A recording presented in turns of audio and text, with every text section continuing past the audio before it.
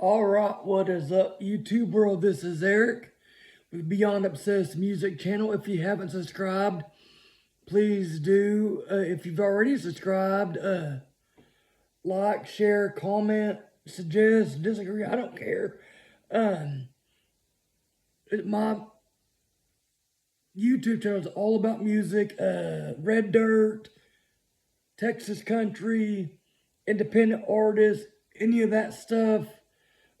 Some major stuff, but mainly independent Texas country and red dirt. On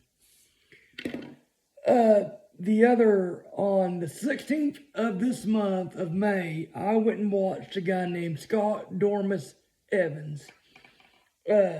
He has written songs for Ragweed, Jason Boland,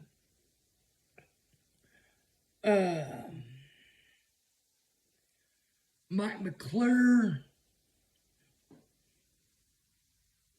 and a lot of other people.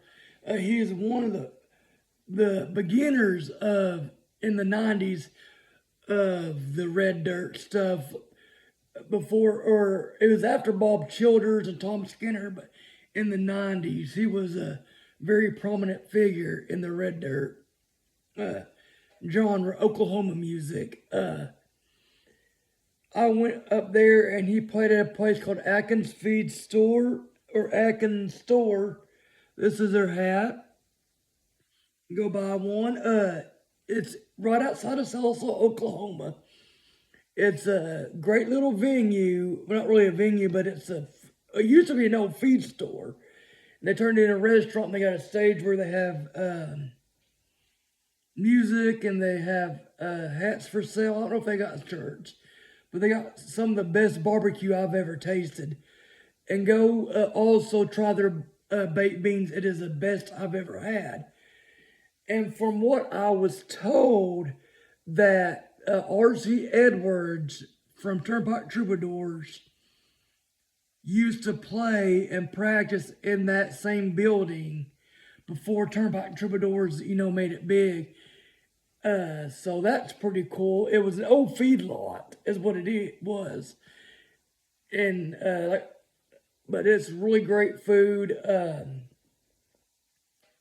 lot of history, Oklahoma music history from there. Dormis Evans did songs by Mike McClure and Randy Crouch. If you don't know Randy Crouch, you may know Jason Boland version of Randy Crouch's Big Shot Rich Man. It was on Live at Billy Bob's.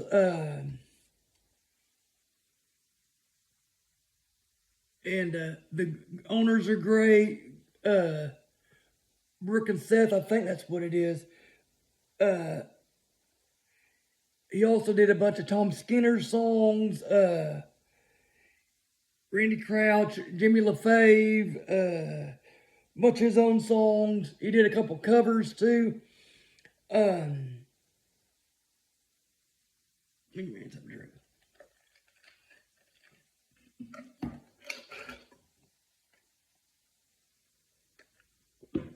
Please go support your local music scene and independent music scene. But he did about 30 songs that night. Scott did really great guy. I got to meet him, talk with him. But he kicked off with a song that he got the idea from a Herman Hesse book. And the song was called Sound of the River. Then he did Far From Being Gone. Then he did a song called Witches, which Mike McClure recorded after in his first solo band after The Great Divide. He did Mexican Sky. Crossfade and Ragweed recorded that. I think he told me that Ragweed had recorded like 11 of his songs. Then he did Buffalo Returns to the Plains. Jimmy LaFave wrote it, and Jason Boland and Strugglers has it on their their latest album called Last Kings of Babylon. So give that a listen if you haven't listened to it. Then he did two Tom Skinner songs. If you don't know who Tom Skinner is, he was another prominent figure in the Oklahoma Red Dirt music. He was, from what I've heard, and if this is false, let me know, because I've heard this a few times, a couple different stories, that he was Garth Brooks' original bassist. And they kept going and kept going, and someone told me that, like, he didn't think that Garth would make it in Nashville. I think like 3 or 4 months before signing his contract, Tom told Garth, I gotta go back home and make money for myself. It's not working out here in Nashville. I think 3 months later, 3 or 4 months later, he got a record contract. Then he did an intermission jam. It was just acoustic and harmonica. He was a great harmonica player. Then he covered Allman Brothers' Sweet Melissa.